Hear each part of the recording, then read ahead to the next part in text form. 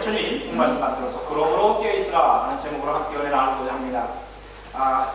가을의 마지막 시간이 되었습니다. 그때를 맞춰 오늘 간밤에 또 아주 하얀 눈이 내렸습니다. 당연히 또 사진을 찍어놨겠죠. 아무튼 아름다운 이 시간인데 이제 겨울이 다가올 것을 말하는 것입니다. 우리 시절 겨울이 다가올지라도 영적인 겨울은 다가오면 안 될 것입니다. 봄이 되면 좀 믿음이 솟아날 것 같고, 여름이면 뜨거워지고, 겨울이면 믿음이 우울해지고, 가을이면 우울해지고, 겨울이면 믿음이 냉랭해지는 그런 시간과 시절과 환경에 따라서 우리 믿음이 변화되지 않을 것입니다. 봄이든 여름이든 가을이든 겨울이든 그대로 채워주시는 하나님의 놀라운 새 생명으로 충만하시기를 간절히 축원을 드립니다. 형식적인 신앙과 거짓 신앙들이 교회를 혼란스럽고 무력하고 만드는 경우가 많이 있습니다. 그거는 과거나 현재나 마찬가지입니다. 교회의 2000년의 역사가 바로 이런 형식적인 신앙과 거짓 신앙들과의 싸움 속에서 교회가 세워져 왔습니다. 그때마다 하나님께서 완전히 냉랭해지고 건조해지고 믿음의 밑바닥까지 내려왔을 때 하나님께서 새로운 영적인 도움들을 하나님의 사람들을 통해서 이렇게 세워주셨습니다. 이걸 영적인 대각성 운동이라고 얘기를 합니다. 독일어로는 백풍스베공이라고 하고 우리 영어로는 어웨이크닝 무브먼트라고 합니다. 이것이 계속 있지는 않았지만 시절마다 게으르고 나태하고 세속적으로 교회가 세속화되었을 때마다 하나님께서 보잘것없는 한 사람을 들어서 그에게 성령의 강력한 은혜를 주셔서 또한 그의 입술을 통해서 하나님 말씀이 선포됨으로 인해 가지고 하나님의 사람들이 불릴듯 뜨겁게 일어나는 경우가 있었습니다. 1712년에 이제 미국에서 이 대각성 운동이 일어났는데 작은 마을의 한 목사님을 통해서 일어났습니다. 그가 성령의 강한 기름 부으심이라는 제목으로 설교를 했을 때에 그 시편 92편 12절의 말씀, 우리가 잘 아는 말씀입니다. 의인은 종려나무같이 번성하며 레바논의 백향목같이 발육하리로다. 의인은 종려나무같이 번성하며 레바논의 백향목같이 번성하리로다, 발육하리로다, 성장하리로다. 이 간단한 말씀, 시와 같은 이 말씀을 이제 인용하면서 하나님의 백성들이 이와 같이 종려나무와 같이 번성하고 레바논의 백향목같이, 다윗이 이 백향목을 가지고 교회 성전을 지으려 했던 그 백향목같이 성장하고 하나님의 영광이 가득한 생명력으로 충만할 것이라는 것을 이제 설교했을 때 사람들의 마음이 뜨거워지고 자기의 절성이 드러나고 주여 나를 살려주십시오 하면서 무릎 꿇고 회개 운동이 일어났습니다. 그리고 10편 85편 6절의 말씀을 받아 우리를 다시 살리사 우리를 다시 부르게 하사 주의 백성으로 주님을 기뻐하게 하시지 아니하시겠나이까. 10편 기자의 고백을 하며 우리를 다시 살려주셔서 하나님의 백성으로 하나님을 기쁘시게 해달라고 그가 설교했을 때 수많은 사람들이 마음에 새로운 각성, 새롭게 깨어남의 역사가 일어나면서 기도하게 되고 하나님의 자비하심이 충만하게 일어나면서 잠자던 교회와 식어버린 성도들의 심령이 새롭게 공허했던 것입니다. 이것이 이제 미국에서 두 차례 있었고 우리나라에서 1907년도에 30년 동안 열심히 사역했지만 실패한 선교사들이 우리는 이제 아무것도 할 수 없습니다. 완전 탈진 상태에서 하나님 앞에 모여서 기도할 때 자기들이 있는 그들의 모습을 드러냈을 때에 하나님께서 그들의 마음에 회개의 영을 불어넣어주시고 그들이 눈물을 흘리며 회개하고 그들을 통해서 놀라운 회개의 역사와 함께 1907년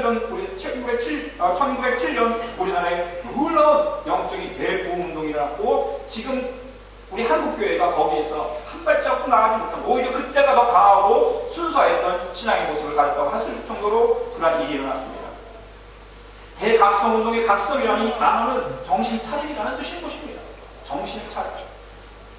그 사전적인 의미지만 우리가 영적으로 해석한다면 영적으로 깨어있음인 것입니다. 영적으로 깨어있으라는 것입니다. 이것이 각성이라는 것입니다. 깨어있으라는 주님의 말씀은 아주 급박한 상황 속에서 주어진 명령어입니다. 해도 되고 안 해도 되는 것이 아니라 깨어있어라! 깨어있어라! 이 말씀을 하시면서 우리 예수님은 신부가 신랑을 기다리듯 깨어있으라고 말씀하고 있습니다. 그런데 하늘나라는 저마다 등불을 들고 신랑을 맞으려다가 열천에 이길 수 있다. 그 가운데 5은 어리석고 5은 슬기롭다. 50%는 어리석었고 50%는 슬기로웠다는 것입니다. 반반입니다. 굉장히 중요한 그 의미가 담겨 있습니다. 영적으로 깨어있어야 하는 이유는 오늘 본 말씀 보면 하늘나라는 이렇게 얘기하고 있습니다. 하늘나라의 백성이기 때문에 하나님 나라의 백성이기 때문에 우리는 깨어있어야 한다는 것입니다. 하늘나라는 저마다 등불을 가지고 나아가는 신부의 모습과 같다. 오늘 처녀라고 했지만 우리 신부로 해석을 하겠습니다. 신부의 모습과 같다. 어둠을 밝히는 등불을 이고 결혼식 잔치로 신부를 이루는 신랑을 기다리는 신부의 아름다운 모습, 굉장히 극적인 드라마틱한 모습으로 말씀하고 있습니다. 여러분, 신부로서 인생의 가장 행복한 시간 언제입니까? 바로 결혼식을 앞둔 그런 시간이 아니겠습니까? 신랑이 신부를 데리러 오는 그 시간, 신랑이 신부를 간절히 사랑하는 마음으로 찾아오는 그 시간, 신부는 그 신랑을 간절히 기다리는 그 마음으로 바로 우리 예수님의 오심을 기다리고 또한 종말을 준비하라는 것입니다. 이 말씀을 하시면서 오늘 마지막에 영적으로 그러므로 너희들은 깨어 있어라 각성을 말씀하고 있는 것입니다.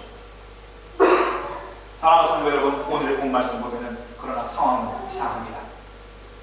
여러분들 결혼식 전날 밤 그냥 편안하게 주무신 분 계십니까? 잠이 안 오죠. 왜? 다시 결혼식을 기다리는 그 마음으로, 설레는 마음으로, 인생의 최고의 그 시간을 기다리는 마음으로 이제 잠을 자지 못하고 깨어있는 사람은 많이 있죠.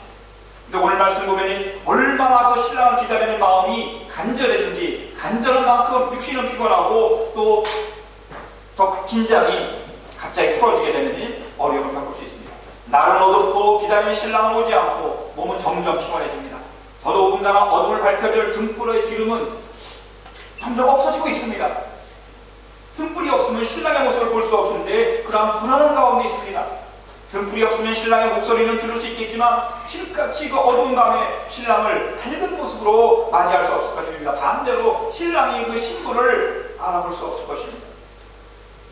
오늘 말씀 보면 그러나 어리석은 처녀들은 등불을 가졌으나 기름은 갖고 있지 않았다는 말씀이 이어집니다. 여러분, 날은 어둡고 기다리는 신랑은 오지 않고 몸은 점점 피곤해지는데 등불은 점점 꺼져가고 있습니다. 그런데 기름이 준비되지 않았다는 것입니다. 그 처녀들을, 그 신부들을 향해서 미련하다고 얘기하고 있습니다. 여러분, 등불이 없으면 어떻게 신랑을 맞이할 수 있고 어떻게 어둠 가운데서 신랑의 신부를 찾을 수가 있겠습니까? 등불을 밝혀줄 가장 중요한 것은 기름이었습니다. 신부들은 언제 어찌할 수 없는 신랑을 위해서 늘 넉넉히 기름을 준비해야 했던 것입니다. 여기에서 미련함과 지혜로움이 나눠진 반반입니다. 어리석은 처녀들은 등불은 가졌으나 기름은 갖고 있지 않았다. 그러나 슬기로운 처녀들은 자기들의 등불과 함께 통에 기름도 마련하였다. 여러분, 여기에 수만 개의 등불이 있다고 합시다. 등이 있다고 합시다. 그러나 그 등 안에 기름이 한 방울도 없다면 그것은 아무 쓸모없는 그냥 무용지물, 깡통에 불과한 것입니다. 주님께서 미련하고 어리석은 처녀들은 등불은 가졌으나 기름을 갖고 있지 않았다고 말씀하고 있습니다. 그러나 슬기로운 처녀들은 자기들의 등불과 함께 통에 넉넉히 기름을 마련하고 있다고 말씀하고 있는 것입니다. 기름을 준비하였는가 안 하였는가가 미련함과 지혜로움을 나가는 것입니다. 그렇습니다. 열천의 비유는 종말에 다시 오실 우리 주님을 기다리는 성도와 교회의 모습을 비유로 말씀한 것인데 그것의 핵심은 지금 기름을 준비하라는 것과 깨어있으라는 것입니다. 여러분, 기름이 무엇입니까? 기름은 영적으로 무엇을 의미하는 것입니까? 구약성경에 보면 왕과 제사장과 예언자들이 거룩하게 분별을 받기 위해서 목동이었던 다윗이 왕으로 분별될 때 기름을 부어서 왕으로 세워놨습니다. 목자였던 아모스가 그 양을 키우던 그를 거룩한 예언자로 만드셨을 때에 기름을 부어서 그를 하나님의 종으로 삼으셨습니다. 수많은 레위인들이 있었지만 그 가운데 특별히 아론의 자손들을 택하여서 기름 부어서 그들로 하여금 제사장이 기쁜 제사를 드릴 수 있는, 같은 레위인이지만 제사를 드릴 수 있는 제사장으로 세워놓으셨습니다. 기름을 부었습니다. 기름은 주님의 영을 의미하는 것이고 거룩함을 상징하는 것입니다. 거룩함입니다. 여러분은 신부들이 왜 하얀 옷을 입습니까? 순결하다는 것입니다. 정결하다는 것입니다. 어둠을 밝혀주는 등불이 하나님의 말씀이라면 그 말씀을 말씀되게 하며 우리에게 지속적으로 능력 가운데, 말씀의 능력 가운데 살 수 있도록 해주시는 그분, 거룩한 영, 성령이 바로 기름이라는 것입니다. 성령님이 계시지 않는, 그 심령 안에 있지 않은, 함께하지 않은 개인이나 교회는 기름 없는 등불과 같다고 할 수 있습니다. 형식적이고 겉모습은 교회이고 겉모습은 또 신앙이라고, 교회 다니는 교인이라고 할 수 있지만 성령님이 계시지 않고 성령으로 늘 충만해 있지 않으면 미련한 것이라는 것입니다. 어떤 빛도 비치지 못합니다. 어둠을 밝힐 수가 없습니다. 여러분, 어둠 쫓아내는 건 너무너무 간단합니다. 작은 촛불 하나, 작은 성냥 하나라도 딱 피면은 그냥 어둠은 말없이 사라지게 되어 있습니다. 어둠을 없애려고 흔들고 뭐 해도 아무 소용이 없습니다. 작은 빛 하나 있으면 어둠 물러가는 것입니다. 그리고 그 어둠을 밝혀 신랑을 맞이할 준비를 해야 되는 것이고, 그 빛을 통해서 신랑과 신부가 반가운 모습으로 대면하고 하나님의 혼인잔치 또한 어린 양의 혼인잔치에 들어갈 수 있는 것입니다. 그렇지 못하다면 미련한 처녀인 것입니다. 성령으로 충만할 때 말씀이 말씀으로 다가오는 것이고, 하나님께서 기뻐하시는 그 기도를 드릴 수가 있는 것이고, 하나님께서 기뻐하시는 정말 성령의 기름 부심이 가득한 그 찬양이 세상적인 노래와 구별되어 하나님께 올려드리는 것입니다. 성령 충만을 위해서 그래서 우리는 깨어 기도해야 하는 것입니다. 성령 충만하지 않으면 어떤 삶과 신앙의 문제들도, 그 어두운 문제들도 해결할 수 없습니다. 여러분들 여기 있는 분들 가운데 어렵고 힘든 문제 없는 사람이 누구입니까? 나만 어렵고 힘들다고 생각하십니까? 여러분 입을 열어서 말을 안 해서 그렇지 너의 힘든 거 다 얘기해가려고 하면 오늘 하루 종일 얘기해도 넘쳐날 것입니다. 정말 저 사람은 부럽고 행복해 보이고 모든 것을 다 가진 사람이라고 우리가 객관적으로 판단할지라도 그 사람에게 너 힘든 일이 있니? 당신 행복하십니까? 이렇게 물으면서 아니라고 이러면서 계속 얘기할 것입니다. 미련한 처녀나 지혜로운 처녀나 그 연약함으로 신랑을 기다리다가 지쳐 똑같이 힘든 상황이 있는 건 마찬가지였습니다. 5절 말씀에 우리가 유의합니다. 신랑이 늦어지니, 신랑이 무슨 사정이 있었나 봅니다. 신랑이 늦어지니 처녀들은, 신부들은 모두 졸다가 잠이 들었다. 여러분 이상하지 않습니까? 미련한 처녀와 지혜로운 처녀 다 그 신부들이 너무너무 힘들고 기다림에 지쳐서 신랑이 늦게 오니 졸다가 잠이 들었다 얘기하고 있습니다. 오늘 말씀에 깨어있으라 그랬는데 모두 졸고 있습니다.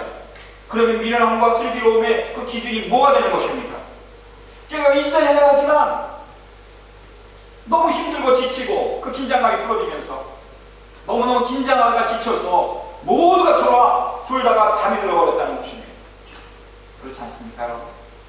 내가 믿음이 좋고 내가 교회 열심히고 내가 하나님 사랑한다 하지만 얼마나 사탄 마귀가 우리를 공격을 합니까? 개인적으로 공격하고 자식을 통해서 공격하고 부모를 통해서 공격하고 목사를 통해서 공격할 수 있죠. 성도들 간에 서로를 또 공격할 수도 있습니다. 목사님을 공격할 수도 있습니다. 그런 공격 속에서 우리가 주님 빨리 오셔서 우리들의 문제를 해결해 주시고 주님의 임재하심과 살아계신 하나님의 교회가 되게 하여 주십시오. 가정이 되게 하여 주십시오. 제가 되게 하여 주십시오. 하지만 여러분 우리 주님 아무 말씀 없을 때가 있습니다. 주님이 왜 이렇게 늦게 오십니까? 이 세상 지금 IS가 너무나 세상 힘들게 하는데 빨리 하나님의 나라가 하나님의 평화가 임하게 하여 주십시오. 기도하지만 하나님 묵묵부답이십니다. 우리 예수님 오시지 않습니다. 빨리 오십시오. 마라나타 얘기하지만 우리 주님 오시지 않습니다. 늦어지니 교회의 성도들 하나님 예수님의 신랑이신 우리 예수님의 신부되는 교회들이 너무너무 힘들어 기다리다 지쳐 졸다 잠이 들 수 있습니다. 잠이 들 수 있습니다. 슬기로운 처녀도 잠이 들 수 있습니다. 미련한 처녀도 잠이 들 수 있습니다. 모두 잠들었다고 말씀하고 있습니다. 그런데 중요한 것 같습니다. 무엇이 중요합니까? 잠이 들 수 있습니다. 지쳐 쓰러질 수 있습니다. 그러나 신랑이 왔을 때에 준비되어 있어야 하는 것, 꼭 있어야 하는 것 있습니다. 이거 없으면 아무 소용없습니다. 성령이십니다. 성령으로 우리 영 가운데 조금만 있어야 하는 것입니다. 넉넉히 있어야 한다는 것입니다. 간들간들 해가지고 지금 막 그 기름이 다 떨어져가는 그러한 열악한 모습이 아니라 그렇다면 더 기름 준비를 해야 되는 것입니다. 언제? 신랑이 오기 전에. 그런데 한밤중에 치는 소리가 갑자기 났습니다. 와라 신랑이다 나와서 맞이하라. 아마 친구들이 와서 외쳤을 것입니다. 아니면 종들이 와서 다 신랑이 왔습니다. 친구들 어서 나와서 우리 신랑을 맞이하여 주십시오. 기쁨의 날이 왔습니다. 이제 혼인식 가야 됩니다. 피로연 가야 됩니다. 다 나오십시오. 그때 처녀들이 모두 일어나 나왔다고 말씀하고 있습니다. 모두 일어났습니다. 신랑 맞이하여. 그런데 문제가 일어났습니다. 미련한 다섯 처녀의 등불은 이제 불이 막 꺼져가기 시작합니다. 우왕좌왕합니다. 준비되지 않았습니다. 성령이 계시지 않습니다. 어떻게 하겠습니까? 옆에 있는 성령 충만하고 기름 준비된 슬기로운 처녀들에게 기름 좀 달라고 부탁을 합니다. 우리의 등불이 꺼져가니 너희의 기름 좀 나눠다오. 슬기로운 처녀들 주고 싶죠. 그런데 줄 수 없는 게 또 있습니다. 그렇게 하면 우리에게나 너에게나 다 모자랄 터이니 안 된다. 우리 신랑을 맞이해야 되는데 안 된다. 차라리 기름 장사에게 가서 너희들이 사서 쏘라. 그것이 더 좋겠다. 미련한 처녀들이 할 수 없이 기름을 사러 갑니다.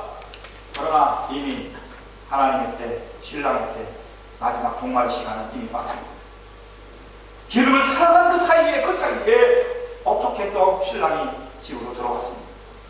그래서 준비하고 있던 처녀들, 오늘 본문에서 준비하고 있는 처녀라고 말씀하고 있습니다. 준비된 처녀들이 바로 지혜로운 처녀라는 것입니다. 우리 사랑하는 성도님들, 종말의 시간을 잘 준비하는 지혜로운 그런 성도님들이 되시기를 예수님의 이름으로 축원합니다. 너무 중요합니다. 그리고 그 준비할 것은 성령으로 충만한 거예요. 그래서 우리가 기도하는 것입니다.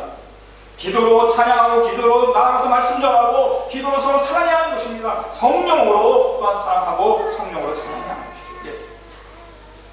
신랑이 처녀들을 맞이하면서 혼인잔치에 들어갔고 이제 문을 닫아버렸습니다.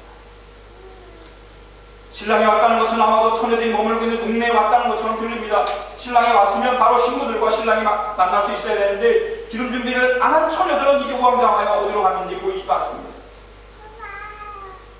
여러분, 같이 피곤하여 지쳐 잠을 잤을지라도 기름 준비를 하고 있어야 되는 것입니다. 지혜로운 교회, 지혜로운 성도는 항상 성령으로 충만되어 있다는 것입니다. 몸이 피곤하고 삶이 힘들고 고난해도 문제들이 너무 많아 어려워도 성령으로 충만해 있어야 하는 것입니다. 기도할 수 있어야 하는 것입니다. 그것은 잊어서는 안 되는 것입니다. 꺼져가는 등불과 같은 그런 입술이라도 끄지 않으시는 하나님께 내어 달려야 하는 것입니다. 구약에서는 하나님과 이스라엘을 남편과 아내로 묘사하고 있습니다. 하나님께서 제일 싫어하는 것은 우상에게 절하는 것입니다. 우상을 찾아가는 것입니다. 거짓 신들을 섬기는 것입니다. 왜 그렇습니까? 이것을 이스라엘을 아내로 생각하기 때문에 아내인 이 이스라엘이 다른 우상을 섬길 때 하나님께서 영적인 간음이라고 말씀하고 있는 것입니다. 호사에서 거듭 말씀하시고 세 번이나 하나님을 떠나간 그 백성을 찾기 위해서 아들, 딸들의 이름까지 그 이름을 줘서 로암미 나의 백성이 아니다 그런 이름까지 지어가면서 병성하여 깨어있기를 호세아가 얼마나 회개하고 돌아가기 얼마나 강조하고 있습니다. 신약성서에서는 예수님을 신랑으로 교회를 신부로 비유적으로 말씀하고 있습니다. 신랑 되신 예수님께서 다시 오실 때 신부된 교회가 성령으로 충만되어 있기를 오늘 본 말씀은 비유로 말씀하고 있는 것이고 우리 예수님이 직접 말씀하신 것입니다. 여러분들 그때 되는 핑계될 수 없습니다. 세상 끝날, 세상 일로, 세상 영녀로, 세상 명예를 찾아가는 것, 그래서 기름 준비하지 못해서 우왕좌왕하다가 기름 준비하러 그때 갈 때는 이미 늦을 수도 있습니다. 우리가 세상에 살죠. 그러나 절대 잊지 않아서는 안 되는 것은 성령으로 늘 충만되어 있어야 하는 것입니다. 주님의 영의 시기 때문에 그렇습니다. 미국에서 대각성 운동이 일어났을 때 가장 먼저 일어났던 현상이 회개 운동이었습니다. 회개였습니다. 이거 누가 한 장을 산 것이 아닙니다. 하나님의 말씀이 선포되고 그 말씀에 대한 마음의 심령의 감화감동이 이어지고 내 마음이 깨어질 때, 찢어질 때 거기서 눈물과 말할 수 없는 죄에 대한 미움이 일어나면서 회개운동이 일어나는 것입니다. 사람 보이지 않습니다. 그 다음에 진정한 구원의 확신과 영혼과 삶의 회심이 일어났습니다. 회개가 없으면 구원의 확신도 없는 것입니다. 삶의 풍성한 하나님의 축복 경험할 수 없습니다. 완전히 삶의 터닝포인트가 일어나는 것입니다. 핑계댈 수 없습니다. 내가 주님을 섬기는데 이것저것 먼저 해야 됩니다. 이건 말이 안 되는 것입니다. 완전히 회개가 일어나고 구원의 확신이 일어나고 내가 회심이 일어나게 되면 나의 삶의 가치 기준이 완전히 뒤집어지는 것입니다. 하나님 중심으로 방향이 새롭게 세워지는 것입니다. 이런 일이 일어나게 되면 놀라운 일이 일어납니다. 사회가 변하게 됩니다. 그 사람이 가는 그 지역사회가 변하게 되는 것입니다. 그 사람을 통해서 학교가 변화되는 것입니다. 그 사람을 통해서 가정이 변화되는 것입니다. 1712년에 이러한 대붕이 일어났을 때 어떤 일이 일어났습니까? 노예 해방 전쟁까지 일어나게 되고 노예들이 해방되는데 물론 링컨이 수고하였지만 믿는 사람들이 모든 사람들은 하나님 앞에서 똑같은 그러한 권리를 가졌다, 권세를 가졌다 하는 인권이 보장되는 그런 것을 주장하게 되었던 것입니다. 모든 사람을 위해서 종이나 노예나 모든 주인을 위해서 그런 계급의 차이가 없이 모든 사람은 하나님 앞에 똑같이 창조되었고 그 사람들을 위해서 예수님이 돌아가셨다고 하는 복음이 전파되었던 것입니다. 그러면서 노예 해방운동이 일어났다는 것입니다. 여러분들 노예 해방운동을 위해서 한번 싸우려면 얼마나 어렵겠습니까? 거꾸로 가야 되는 것입니다. 벨기에 운동이 아무튼 일어나게 되고 내가 내가 주님의 구원에 막 확신하게 서 있고 하나님을 위해서 회심하게 되면 내가 가는 곳에 있어 나도 모르게 그 영향력이 물리며 타오르게 하는 것입니다. 오늘 주일 우리 교회에게 마지막 주일입니다. 영원한 주일이라고 얘기합니다. 에비칸 존탁이라고 얘기합니다. 그리고 또 다른 말로는 죽은 자들을 위한 주일이라고 얘기합니다. 포텐 존탁이라고 얘기합니다. 여러분 무엇이 다릅니까? 똑같지 않습니까? 그렇습니다. 우리에게는 영원한 주일로서 영원한 생명의 존탁이 되는 것입니다. 레벤스 존탁입니다. 죽는 그런 포텐 존탁이 아닌 것입니다. 그러나 하나님이 없는 성령의 기름이 준비되지 않은 자들에게는 말 그대로 포텐 존탁이 되는 것입니다. 카톨릭이나 이런 데서는 죽은 자들은 중보기도 할 수 있지만 여러분 이미 죽은 다음에는 문이 닫히는 것입니다. 오늘은 마지막을 준비하는 동시에 또한 마지막 때를 사모하며 기다리는 그러한 주일이라는 것입니다. 이 날을 기다리는 우리 성도님들 성령께서 여러분과 함께 하시고 여러분 지혜로운 성도로 삼아주시고 동시에 우리 주님의 말씀 명령하여 깨어있으라는 이 말씀에 순종하여 승리하시는 여러분 되시기를 간절히 축원을 드립니다. 그 뒤에 나머지 처녀들이 와서 그 뒤에 모든 것이 끝난 그 뒤에 처녀들이 와서 주님 주님 문을 열어주십시오. 그러나 신랑이 너무나 차갑게 얘기를 합니다. 내가 진정으로 너에게 말한다. 나는 너희를 알지 못한다. 어떻게 신랑의 신부에 비해서 나는 너희를 알지 못한다 말할 수 있습니다. 그러므로 깨어있으라는 것입니다. 그러므로 깨어있으라. 너희는 그날과 그 시각을 알지 못하기 때문에 신랑이 언제 올지 알지 못하기 때문에 좋을 수 있어 잘 수 있어. 그러나 꼭 준비해야 되는 것 있어. 깨어 기도하고 성령으로 충만해야 하는 거야. 마지막 심판의 우왕좌왕 하다가 나는 너희를 알지 못한다는 주님의 음성을 듣는다면 얼마나 불행한 일이겠습니까? 주님이라고 부르면서 부릅니다. 주님 주님 문 열어주십시오. 그러나 문이 닫힌 다음에는 아무것도 우리는 할 수 없습니다. 더더욱 우리들은 매일매일 주님의 오심을 기다리며 성령의 충만함으로 깨어있어야 하는 것입니다. 바로 그 일 때문에 그날과 그 시간을 알 수 없기 때문에 날짜를 정해주시고 그날에 또한 알람까지 좀 해주시면 따르릉 해주면 좋겠는데 알 수 없다는 것입니다.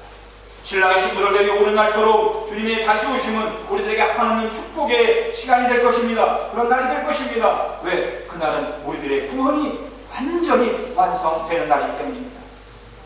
그때에는 우리들에게 눈물이나 슬픔이나 염려나 또한 분열이나 싸움이나 질병이나 죽음이 없는 그러한 영원한 완성의 날이 되기 때문에 그런 것입니다. 우리는 그날을 기다리며 아직 그러한 고통 가운데 있습니다. 다시 오실 주님은 그러나 오늘 이 시간에도 또한 거룩하신 성령으로 오늘 우리들 가운데 우리들과 함께 계신 줄을 믿습니다.